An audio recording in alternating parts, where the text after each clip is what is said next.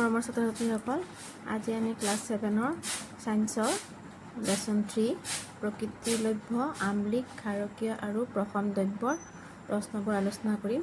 তোমালোকে মনোযোগেৰে চাবা। অনুশীলনী 1 নম্বৰ শুদ্ধ উত্তৰৰ গোলটো সম্পূৰ্ণকৈ পূৰ কৰা। তুমি এখন ৰঙা লিটমাছ কাগজ এবিধ দ্ৰৱত ডুবাই দিলা আৰু ই নীলা হৈ গ'ল। তলৰ কোনটো দ্ৰব্য ইয়াৰ আকৌ ৰঙা ৰঙলৈ পৰিৱৰ্তন কৰিব? ইয়াৰ উত্তৰটো হ'ব ভিনেগাৰ। বিভিন্ন ধৰণৰ সূচকৰ সহায়ত তিনিবিধ দ্ৰব্যৰ পৰীক্ষা কৰা হ'ল। এ ৰঙা লিটমাছ নীলা ৰঙলৈ পৰিৱৰ্তন কৰিলে, বিয়ে হালধীয়া দ্ৰৱক ৰঙা ৰঙলৈ পৰিৱৰ্তন কৰে আৰু চিয়ে ৰঙা গোলাপৰ আৰকক সেউজীয়া ৰঙলৈ পৰিৱৰ্তন কৰে। তলৰ কোনটো শুদ্ধকৈ মিলোৱা আছে? ইয়াত এ হ'ব বিটো হ'ব এ ক্ষাৰকীয়, বি ক্ষাৰকীয়, চি আম্লিক। 3 নম্বৰ তলৰ কোনটো প্ৰাকৃতিক সূচক ক্ষাৰকীয় দ্ৰৱত সেউজীয়া হ'ব? ৰঙা গোলাপৰ আৰক। এইটো শুদ্ধ হ'ব। এজন খেতিয়কে দেখা পালে যে খেতিৰ মাটিখিনি অধিক আম্লিক হোৱাৰ বাবে শস্যৰ বৃদ্ধি ভাল হোৱা নাই। মাটিখিনি প্ৰশমিত কৰাৰ বাবে তলৰ কোনবিধ পদাৰ্থ মাটিৰ লগত মিহলাব লাগিব? উত্তৰটো হ'ব চূণ।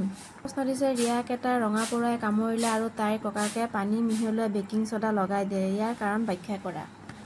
উত্তৰটো হ'ব পৰুৱাৰ কামোৰত ফৰ্মিক এচিড থাকে আৰু ক্ষাৰে এচিড বা অম্লক প্ৰশমিত কৰে। সেইবাবে ৰিয়াৰ ককায়েকে কামোৰাৰ ঠাইত বেকিং ছ'ডাৰ পানী লগাই দিলে। কাৰণ বেকিং ছ'ডা এবিধ ক্ষাৰ আৰু ইয়ে পৰুৱাৰ কামোৰৰ বিষৰ পৰা সকাহ দিব। 3 নম্বৰ সূচক আৰু ইয়াৰ ৰং মিলোৱা। সূচক ৰঙা লিটমাছ পেপাৰ অম্লত ৰঙা হ'ব, ক্ষাৰত নীলা হ'ব। হালধীয়া দ্ৰৱ হালধীয়া হ'ব, ক্ষাৰত ৰঙা বা তাম্বৰণ হ'ব। ৰঙা গোলাপৰ আৰক গাঢ় গুলপীয়া হ'ব, অম্লত গাঢ় গুলপীয়া হ'ব, ক্ষাৰত সেউজীয়া হ'ব। ৰবিক হালধিৰ প্ৰলেপ লগোৱা কাগজ আৰু ৰংহীন জুলীয়া পদাৰ্থ যেনে চাবোন পানী দিয়া হ'ল। দ্ৰৱটোৰ প্ৰকৃতি চিনাক্ত কৰিব হালধিৰ কাগজ টুকুৰাত কি পৰ্যবেক্ষণ কৰিব লাগিব? চাবোন পানী ক্ষাৰকীয়। আমি জানো যে হালধি ক্ষাৰকত ৰঙা হয়, সেয়ে ৰবিয়ে কাগজখন ৰঙা হোৱা পৰ্যন্ত পৰ্যবেক্ষণ কৰিব লাগিব। তুমি তোমাৰ বন্ধু এজনক জন্মদিনৰ গোপন বাৰ্তাৰে আচৰিত কৰিবলৈ বিচাৰিছা। বাৰ্তাটো কেৱল এবিধ বিশেষ দ্ৰব্য ছটিয়াই দিলেহে দেখা পোৱা যাব। কোনবিধ প্ৰাকৃতিক দ্ৰৱ বাৰ্তাটো লিখোঁতে ব্যৱহাৰ কৰিবা? কোনবিধ বিশেষ প্ৰাকৃতিক সূচক ছটিয়াই দি বাৰ্তাটো প্ৰকাশ কৰিবা? এই বিষয়টোক লৈ এটা আনন্দদায়ক পৰীক্ষাৰ চানিকি প্ৰস্তুত কৰা। মই বন্ধুজনক গোপন বাৰ্তা দিবলৈ চাবোন পানী ব্যৱহাৰ কৰিম। ইয়াত প্ৰাকৃতিক সূচক ব্যৱহাৰ কৰিলে লিখনিবোৰ ৰঙা ৰঙৰ হৈ জিলিকি উঠিব আৰু বাৰ্তাটো দেখা যাব। 6 নম্বৰ এবিধ দ্ৰব্যই নীলা অপৰাজিতা আৰকক সেউজীয়া ৰঙলৈ পৰিৱৰ্তন কৰে। দ্ৰৱটোৰ প্ৰকৃতি কেনেকুৱা? ইয়াত ঔটেঙাৰ ৰস বা ভিনেগাৰ যোগ কৰিলে কি পৰিৱৰ্তন হ'ব? যিহেতু দ্ৰৱটো নীলা অপৰাজিতা আৰকক সেউজীয়া বৰ্ণলৈ সলনি কৰে, ইয়াৰ অৰ্থ হ'ল দ্ৰৱটো ক্ষাৰকীয় প্ৰকৃতিৰ। অপৰাজিতা ফুলৰ সূচক ক্ষাৰকৰ সৈতে সেউজীয়া বৰণ দেখুৱায়।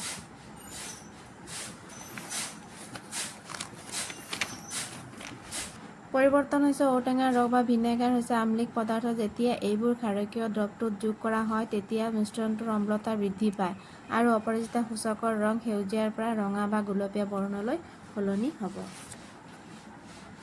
7 নম্বৰ তলৰ তালিকাখন পূৰ্ণ কৰা। লিখনিৰ কাৰণে ব্যৱহাৰ হোৱা দ্ৰৱ, ছটিয়াই দিয়া দ্ৰৱ, দেখিবলৈ পোৱা ৰং। চাবোন পানী হালধিৰ দ্ৰৱ ছটিয়াই দিলে ৰঙা হ'ব।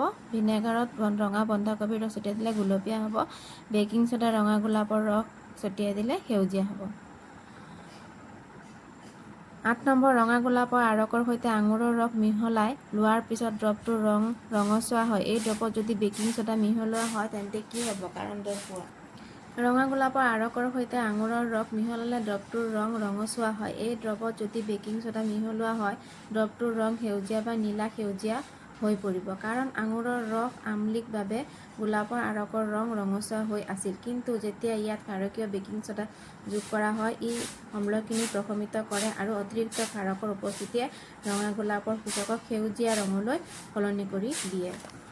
এই উত্তৰটো হালধি সনা কাগজত অদৃশ্য বাৰ্তা লিখনিৰ বাবে চাবোনৰ পানী ব্যৱহাৰ কৰা হয়। কাৰণ হালধি এবিধ প্ৰাকৃতিক সূচক যিয়ে কেৱল ক্ষাৰকীয় দ্ৰব্যৰ সংস্পৰ্শতহে নিজৰ ৰং হালধীয়াৰ পৰা ৰঙালৈ সলনি কৰে। যিহেতু চাবোন পানী এবিধ ক্ষাৰক গতিকে হালধি সনা কাগজত চাবোন পানীৰে লিখিলে ৰঙা হৈ স্পষ্টকৈ জিলিকি উঠে। 10 নম্বৰ তোমাৰ হাতত হালধি সনা কাগজ আৰু তিনিবিধ দ্ৰৱ আছে। কোনকেইটা দ্ৰব্যই ৰঙৰ কোনো ধৰণৰ পৰিৱৰ্তন নেদেখুৱায়? তোমাৰ উত্তৰৰ সপক্ষে যুক্তি দিয়া। চেনিৰ পানী, নেমু টেঙাৰ ৰস, বেকিং ছ'ডা। 10 নম্বৰ উত্তৰ হৈছে হালধি সনা কাগজত চেনিৰ পানী আৰু নেমু টেঙাৰ ৰসে কোনো পৰিৱৰ্তন নেদেখুৱায় কাৰণ হালধি সূচকে কেৱল ক্ষাৰকীয় দ্ৰব্যৰ সৈতেহে বিক্ৰিয়া কৰি ৰঙা ৰং দেখুৱায়। চেনিৰ পানী হৈছে প্ৰশম আৰু নেমু টেঙাৰ ৰস হৈছে আম্লিক। ইহঁত ক্ষাৰকীয় নোহোৱাৰ বাবে হালধি সনা কাগজৰ ৰঙৰ কোনো পৰিৱৰ্তন নঘটায়।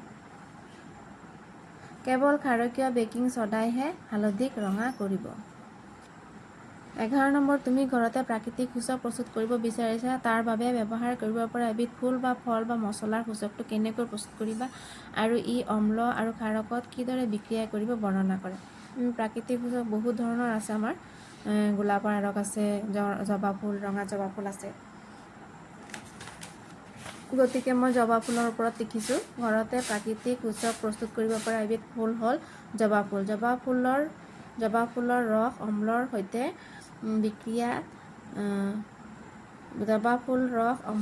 বিক্ৰিয়াত আমি নেমু টেঙা যোগ কৰিলে ইয়াৰ ঘৰতে প্ৰাকৃতিক সূচক প্ৰস্তুত কৰিব পৰা এবিধ ফুল হ'ল জবা ফুল।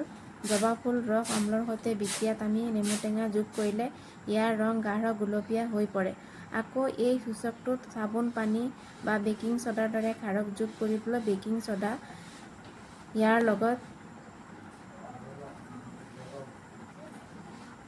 এই ক্ষাৰকবোৰৰ সংমিশ্ৰণে ইয়াৰ ৰং সেউজীয়া কৰিব। 12 নম্বৰ ৰিয়াই হালধিৰ কাগজৰ পটি এটা জৈৱিক জুলীয়া পদাৰ্থত ডুবাই দিয়াত ৰঙা হৈ গ'ল। ৰিয়াই হালধিৰ কাগজৰ পটি এটা এবিধ জুলীয়া পদাৰ্থত ডুবাই দিয়াত ৰঙা হৈ গ'ল। তেতিয়া তাই অলপ ভিনেগাৰ যোগ কৰিলে তাৰ হালধি কাগজৰ পটিটো আকৌ হালধীয়া ৰঙৰ হৈ গ'ল। প্ৰক্ৰিয়াটো কি? হালধি এবিধ প্ৰাকৃতিক সূচক। যেতিয়া ইয়াক ক্ষাৰকীয় পদাৰ্থত যেনে চাবোন পানী বা চূণ পানীত ডুবোৱা হয় ইয়াৰ ৰং ৰঙা হৈ পৰে। যেতিয়া হালধি কাগজৰ পটিটোত এচিডযুক্ত ভিনেগাৰ যোগ কৰা হয় এচিডে ক্ষাৰকৰ প্ৰভাৱ নাইকিয়া কৰি পেলায়। ফলত হালধি পটিটোৱে আকৌ নিজৰ প্ৰাকৃতিক হালধীয়া ৰং ঘূৰাই পায়। তলত দিয়া পৰিস্থিতিবোৰ পৰ্যবেক্ষণ কৰা আৰু খালী ঠাই পূৰ কৰা। ৰাহুলে মেলাত গৈ মছলাযুক্ত খাদ্য খাইছিল আৰু পিছত পেটৰ অস্বস্তিত ভুগিছিল। তেওঁৰ পেটত অত্যধিক এচিড উৎপন্ন হোৱাৰ বাবে এনে হৈছিল। পেটত অত্যধিক অম্ল উৎপন্ন হ'লে এচিডিটিৰ অৱস্থাৰ সৃষ্টি হয়। সুস্থ বোধ কৰাৰ বাবে ৰাহুলৰ মাকে মিল্ক অৱ মেগনেছিয়া নামৰ ঔষধ এটা খাবলৈ দিলে। এই ঔষধ এবিধ ক্ষাৰক। ক্ষাৰকে পেটৰ অতিৰিক্ত অম্লৰ সৈতে বিক্ৰিয়া কৰে। এই প্ৰক্ৰিয়াটো হ'ল প্ৰশমন। ই লৱণ আৰু পানী প্ৰস্তুত কৰি সকাহ আনে। প্ৰাকৃতিক অম্ল ক্ষাৰক সূচকবোৰ বাছি উলিয়াই নাম লিখা। এইটো হ'ব জামু, বন্ধাকবি, ৰঙা বন্ধাকবি, ৰঙা মিঠা আলু। এইবিলাক হৈছে প্ৰাকৃতিক সূচক। গতিকে ছাত্ৰ ছাত্ৰীসকল তোমালোকৰ যদি মোৰ ভিডিঅ'টো ভাল লাগে লাইক কমেণ্ট শ্বেয়াৰ এটা কৰিবা আৰু অন্যান্য ভিডিঅ' পাবৰ বাবে মোৰ চেনেলটো ছাবস্ক্ৰাইব কৰি দিবা। ধন্যবাদ।